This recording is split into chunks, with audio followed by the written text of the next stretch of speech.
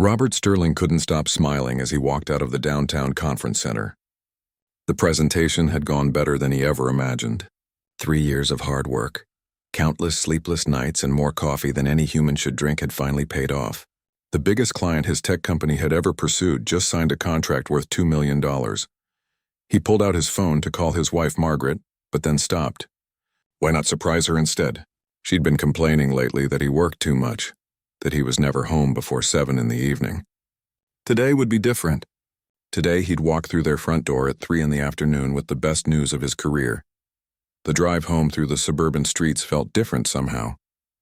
Maybe it was the afternoon sunlight hitting the maple trees just right. Or maybe it was knowing that this contract would secure their future for years to come.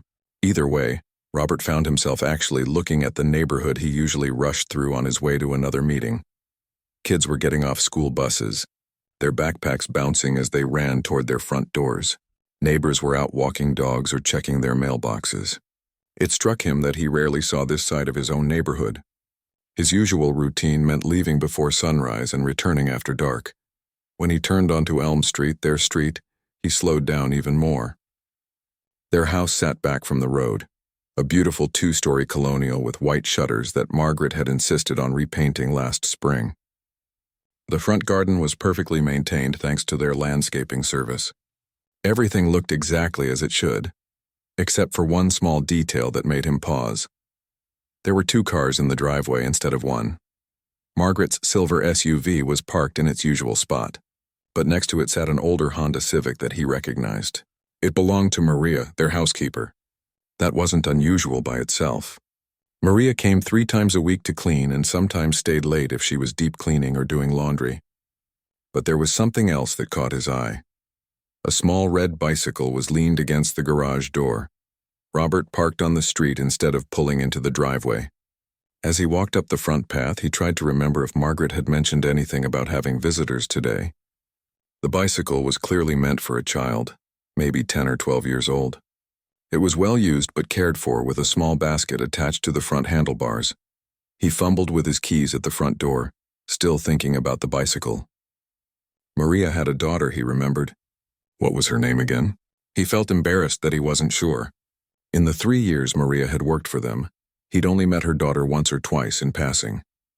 The girl seemed shy and polite, always staying close to her mother when they occasionally crossed paths. The front door opened into their spacious foyer, with its polished hardwood floors and the expensive mirror Margaret had bought from some antique shop in the city.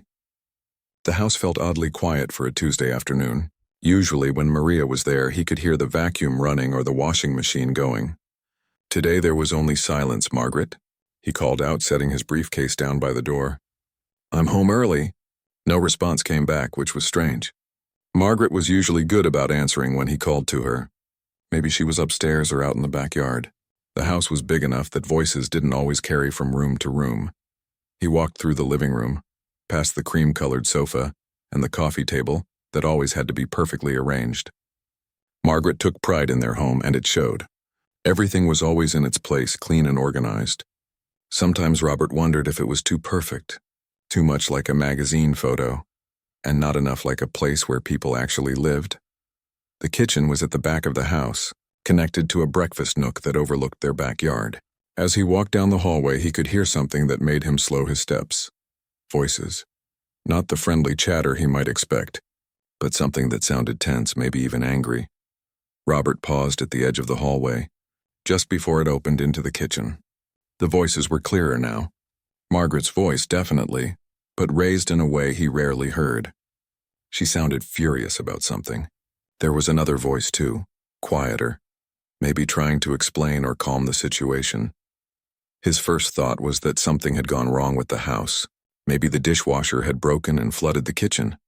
Or there was some other emergency that would explain why Margaret sounded so upset. He'd dealt with enough household crises over the years to know that these things happened, but as he got closer, he could make out some of the words being spoken, and they didn't sound like they were about broken appliances or household emergencies. Margaret was talking about respect and boundaries, about people knowing their place. Her tone had an edge to it that made Robert uncomfortable. Though he couldn't quite put his finger on why, the other voice was responding now, and Robert realized it was Maria. She was speaking quietly, her accent more pronounced than usual, which often happened when she was nervous or upset. He couldn't make out her exact words, but her tone was apologetic, maybe even pleading. Robert felt his stomach start to knot up. This didn't sound like a conversation between an employer and employee discussing work schedules or cleaning supplies. This sounded personal, and not in a good way. He took a few more steps toward the kitchen, moving more carefully now. Something told him that whatever was happening around the corner was important, and that he needed to understand it before he made his presence known. As he reached the edge of the kitchen doorway, he could see part of the room. The marble countertops gleamed in the afternoon sunlight streaming through the large windows. Margaret's back was to him, her posture rigid with anger. She was facing toward the pantry area where he couldn't quite see.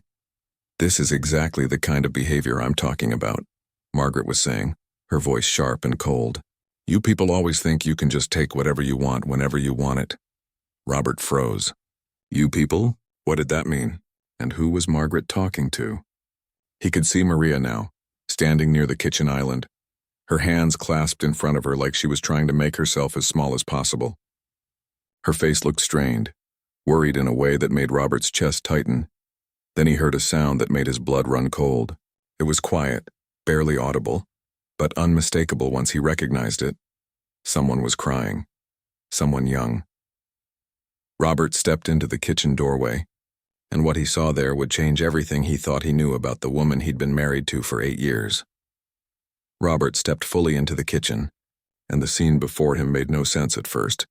His brain seemed to struggle to process what his eyes were seeing, like trying to solve a puzzle with pieces that didn't fit together. Near the pantry, pressed against the white cabinets, stood a young girl. She couldn't have been more than 12 years old, with dark hair pulled back in a ponytail and wearing a school uniform that looked like it came from one of the local middle schools. Her face was red and streaked with tears, and she was holding her left cheek with her small hand. The girl was looking down at the floor, her shoulders shaking slightly.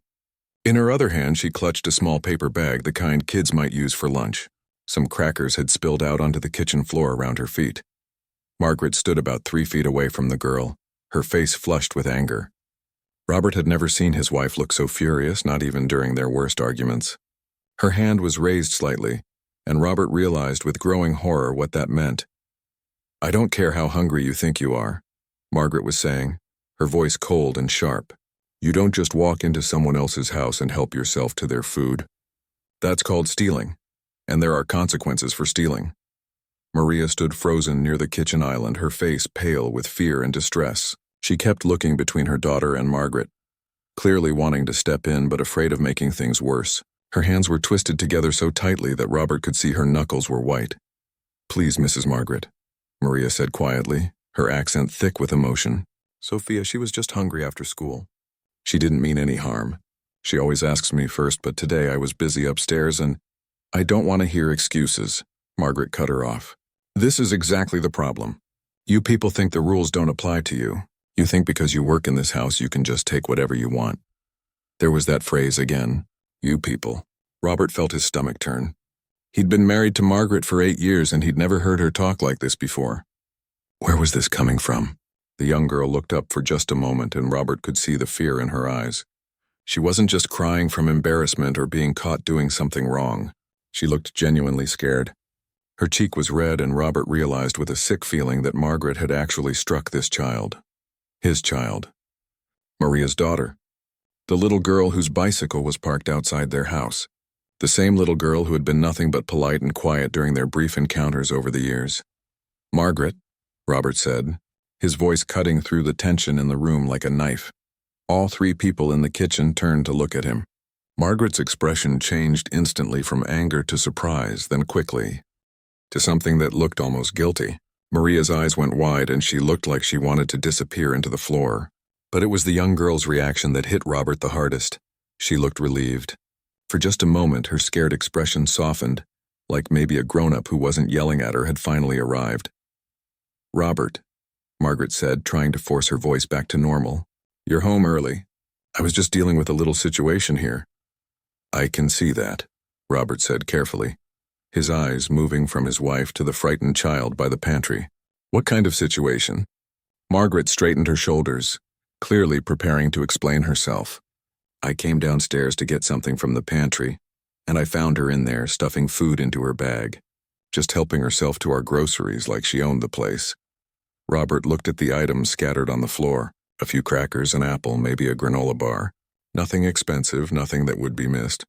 The kind of after-school snack any parent might give their child. She was taking food, he said slowly, trying to understand. And you... He couldn't finish the sentence. He couldn't bring himself to say the words out loud. You hit her? You struck a 12-year-old child over some crackers? I was teaching her about respect, Margaret said firmly. About boundaries. Maria needs to understand that there are rules in this house, and those rules apply to her family too. Robert felt something cold settle in his chest. This wasn't just about food, and it wasn't just about rules. There was something uglier here, something that made him look at his wife like he was seeing a stranger. Sophia, he said gently, addressing the young girl directly. She looked up at him with wide, nervous eyes. Are you okay? Are you hurt? The girl glanced quickly at Margaret, then at her mother, clearly unsure whether she was allowed to answer. The fact that she felt like she needed permission to speak to him made Robert feel even sicker. It's okay, he said softly. You can talk to me. Are you hurt? Sophia touched her cheek again and nodded slightly. It stings, she whispered so quietly he almost didn't hear her. Robert felt anger rising in his chest, but he forced himself to stay calm.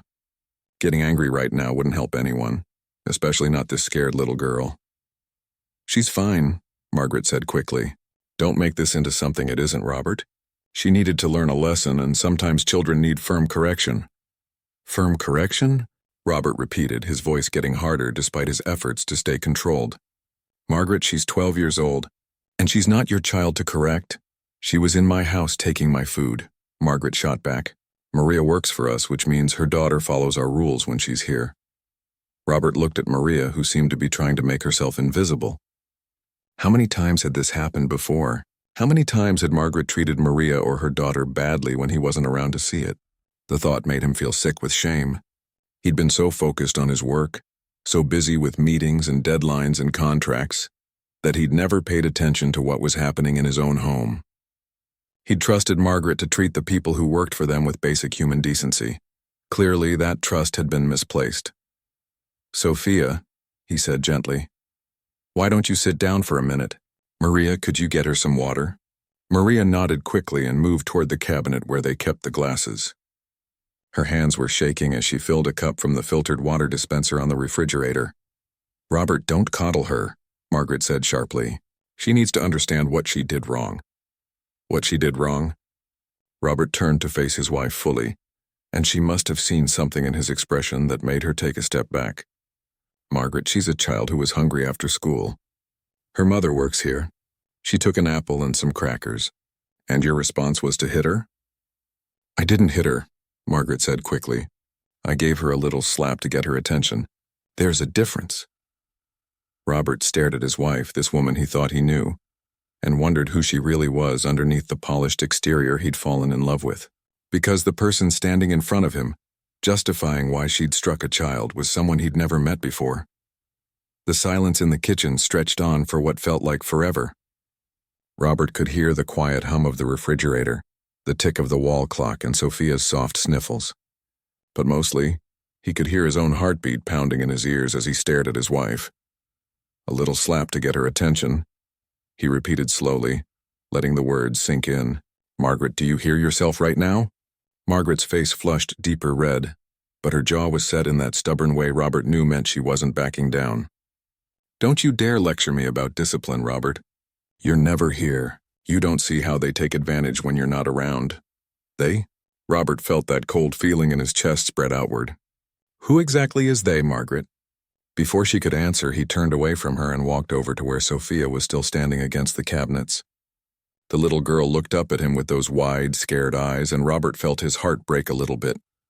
Sophia, sweetheart, he said gently, crouching down so he was at her eye level. Can you tell me what happened here? Just tell me the truth, okay? Nobody's going to be mad at you. Sophia glanced nervously at Margaret, then at her mother, who nodded encouragingly. I came here after school, Sophia said in a small voice. Mama was cleaning upstairs and I got really hungry.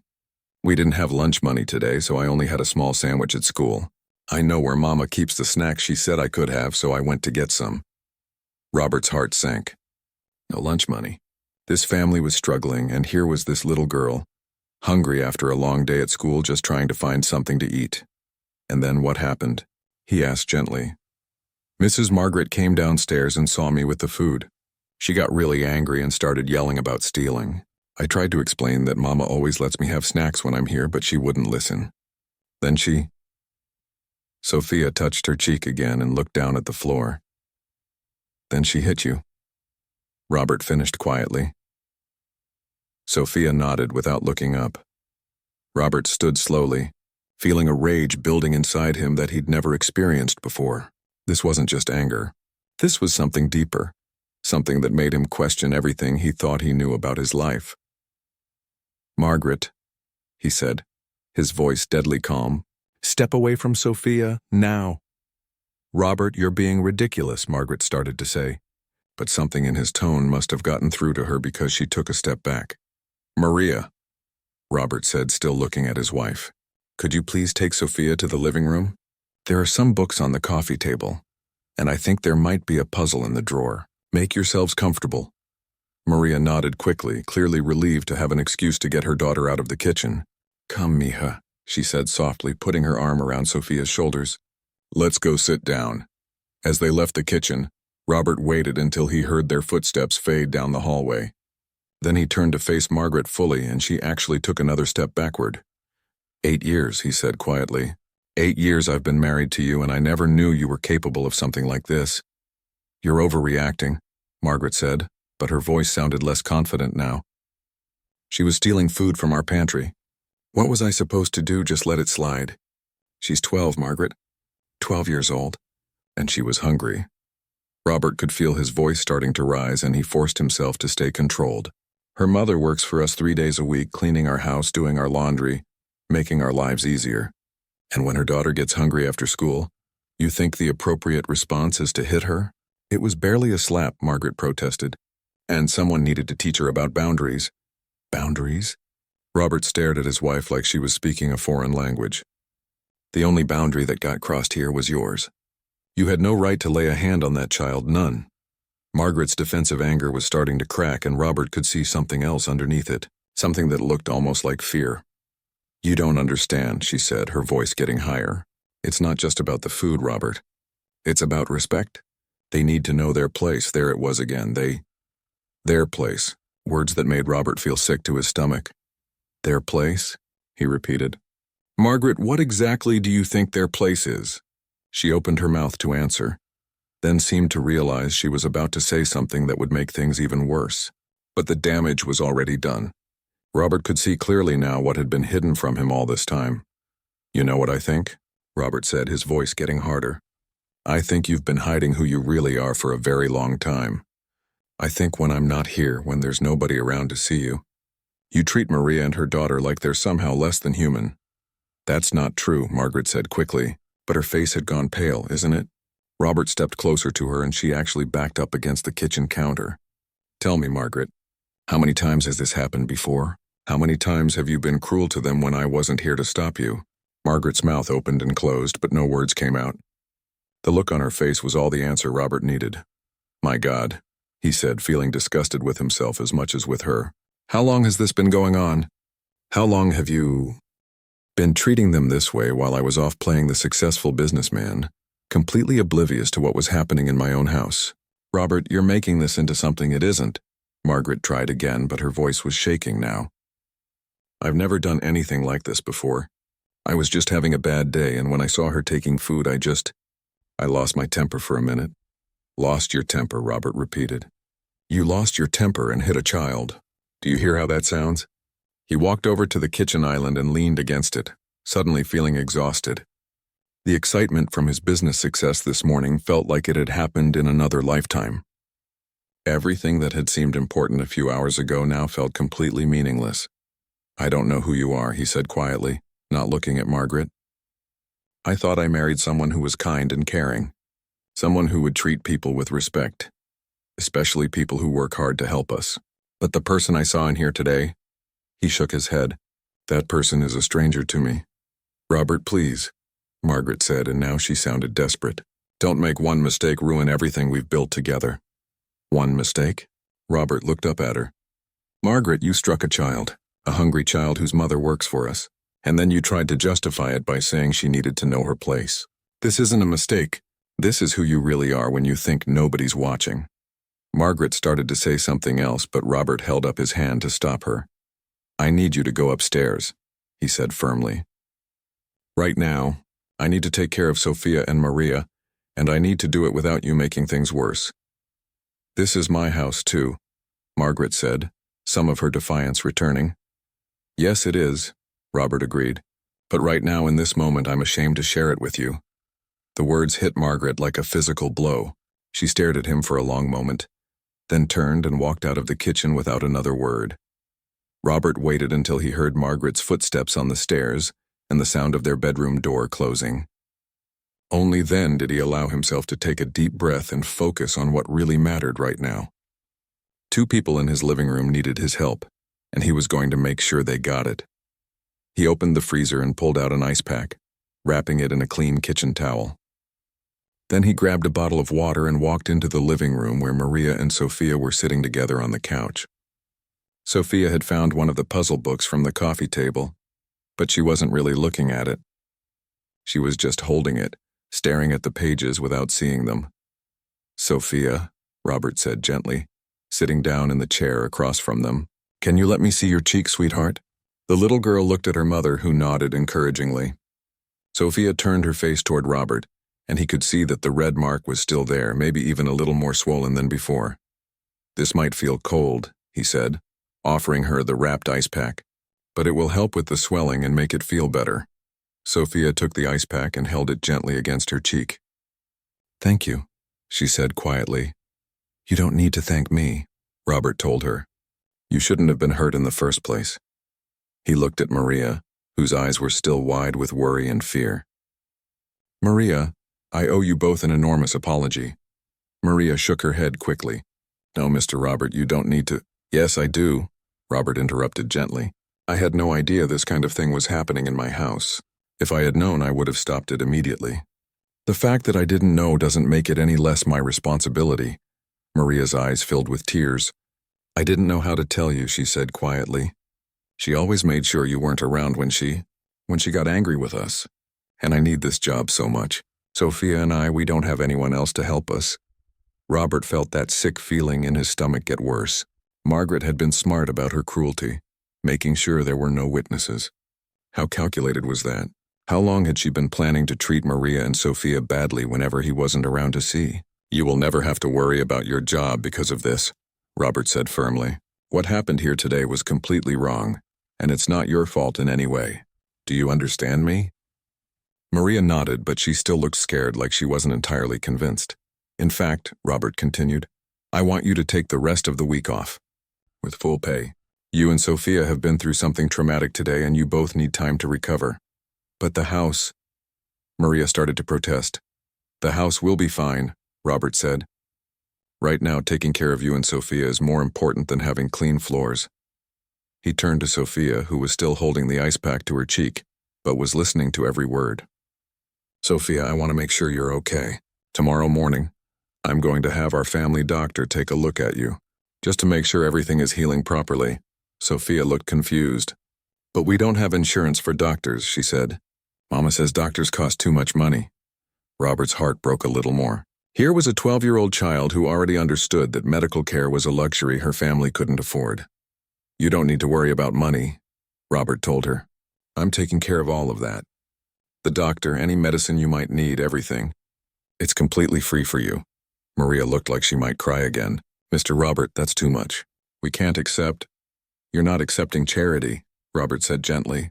You're accepting an apology. This happened in my house to a child who was under my roof. Taking care of the consequences is the absolute least I can do. He stood up and walked over to his desk in the corner of the living room, where he kept his checkbook. He wrote out a check and brought it back to Maria. This is for the rest of this week and all of next week, he said, handing her the check. I want you to take 2 full weeks off, and I want you to think about whether you feel safe coming back here. Maria looked at the check and her eyes went wide. Mr. Robert, this is too much money. No, it's not enough, Robert said seriously. Maria, can I ask you something? How long has Margaret been treating you and Sophia badly? Maria looked down at her hands. It started maybe 6 months ago, she said quietly. At first, it was just little things. She would get angry if I moved something while I was cleaning, or if Sophia made any noise while I was working. But then it got worse. Worse how? She started saying things. Mean things? About how we should be grateful for the work and how we better not get too comfortable. She made me feel like we were just lucky to be allowed in your house at all.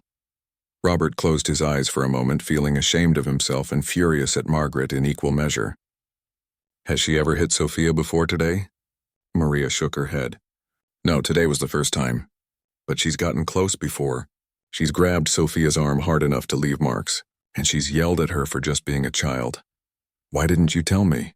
Robert asked, though he thought he already knew the answer. Because she always made sure you weren't here when it happened, Maria said. And because I was scared. We need this job so much, Mr. Robert. If we lost this job, I don't know what we would do. Sophia needs so many things for school and our rent keeps going up and my other cleaning jobs don't pay very much. Robert sat back down, his mind racing. This wasn't just about one incident.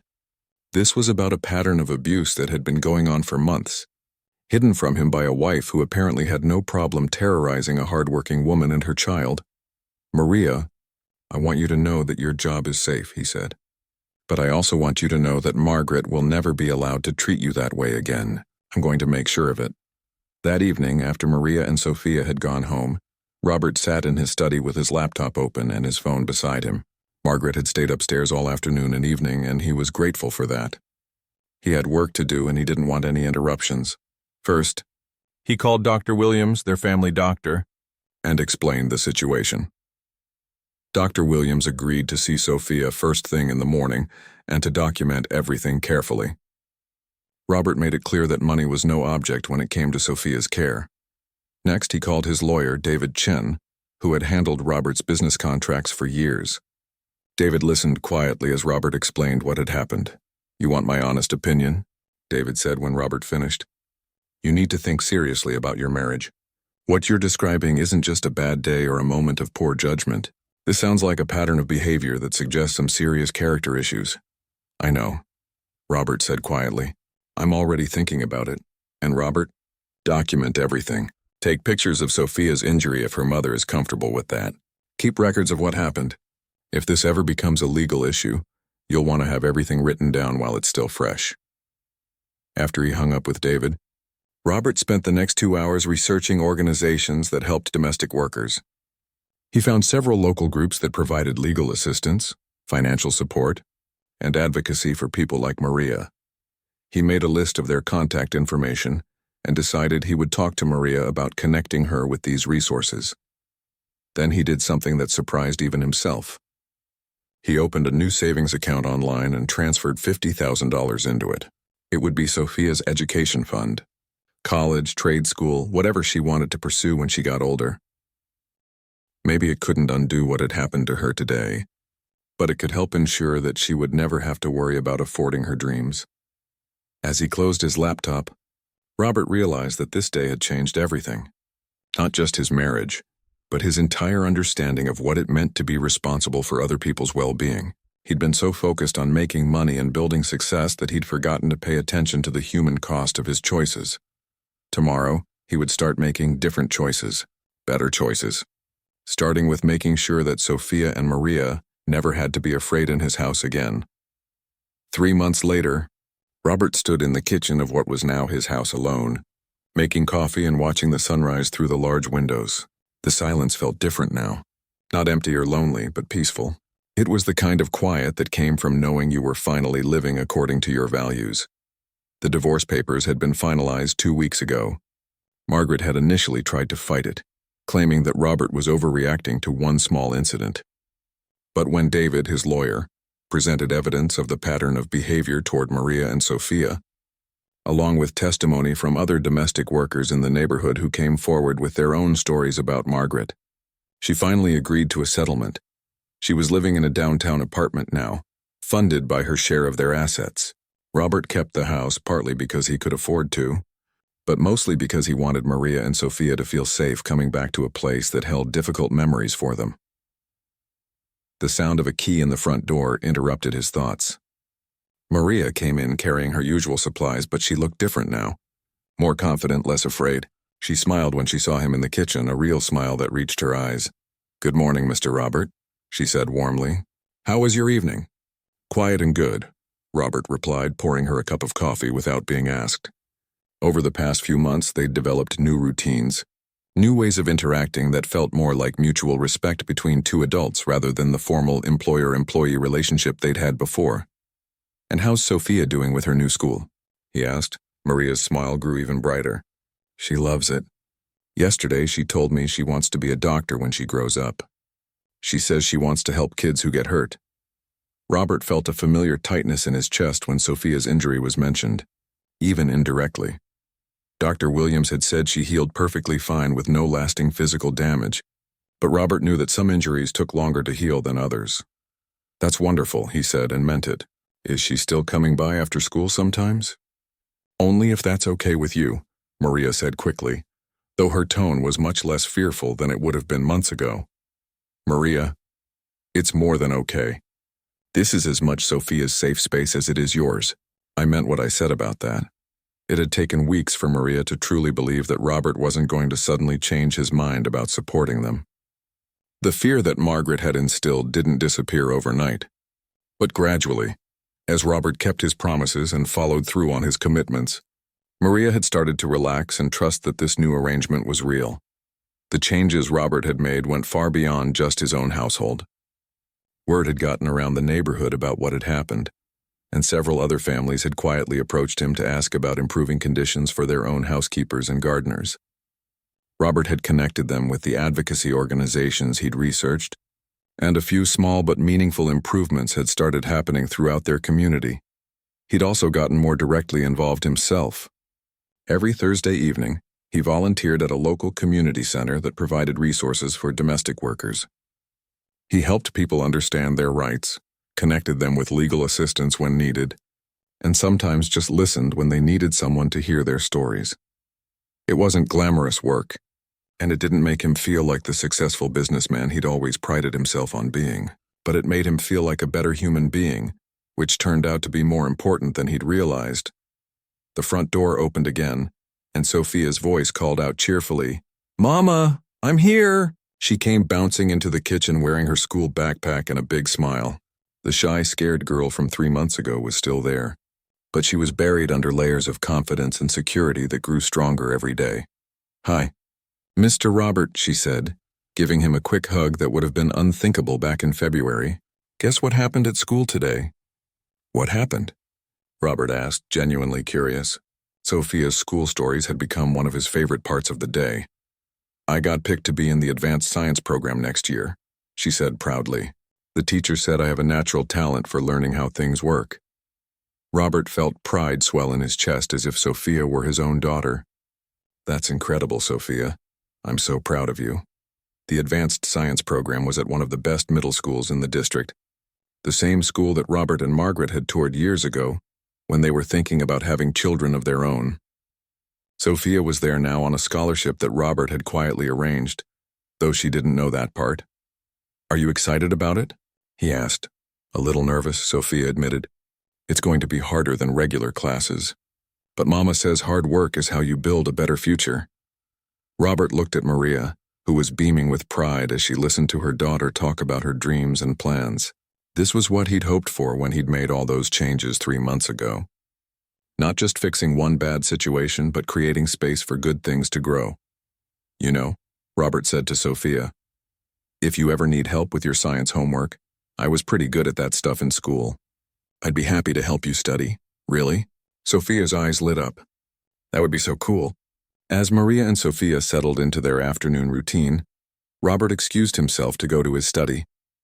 He had some phone calls to make for his volunteer work, and he wanted to review the budget for a new program he was helping to fund at the community center.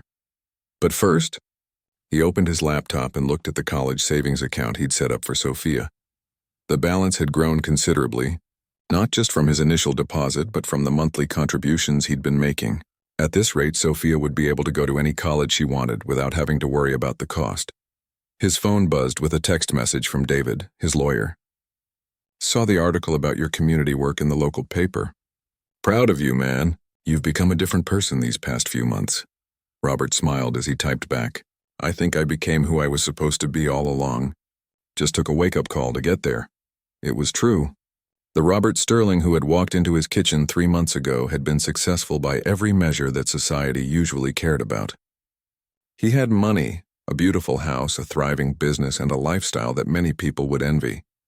But he'd also been blind to the suffering happening right under his nose. He'd been so focused on his own goals and achievements that he'd forgotten to pay attention to how his choices affected other people. The Robert Sterling sitting in his study now was different. He still had his business, still cared about success, but those things no longer defined him. What defined him now was what he did with his privilege and resources to make other people's lives better. That evening, as he sat in his living room reading while Maria finished up in the kitchen and Sophia worked on homework at the dining table, Robert reflected on how much his life had changed. His house was quieter now, but it was filled with more genuine human connection than it had ever been. His days were busier, but they were busy with things that actually mattered. His relationships were fewer but deeper and more honest. Most importantly, when he looked in the mirror, he liked the person looking back at him. The doorbell rang, interrupting his thoughts. Sophia jumped up to answer it, and Robert heard her greeting someone enthusiastically. A moment later, she came back into the living room, followed by Mrs. Patterson from next door. Mr. Sterling, Mrs. Patterson said, looking a little nervous. I hope I'm not interrupting your evening. I was wondering if I could talk to you about something. Of course, Robert said, setting down his book. What can I help you with? Well, I've been hearing about the work you've been doing to help domestic workers in the neighborhood, and I was wondering, could you help me figure out how to do better by Rosa, our housekeeper? I think I've been making some of the same mistakes your wife used to make. Robert smiled and gestured for her to sit down. I'd be happy to help with that, he said. Let me tell you about some of the things I've learned. As he began talking with Mrs. Patterson about fair wages, respectful treatment, and basic human dignity, Robert caught Sophia watching from the dining table. She gave him a small thumbs up and went back to her homework. In that moment, Robert realized that the real shock of that day 3 months ago wasn't just what he'd done to protect Sophia and Maria. The real shock was discovering that ordinary people had the power to create extraordinary change, one conversation and one choice at a time. And that change, once it started, had a way of spreading far beyond anything you'd ever imagined possible.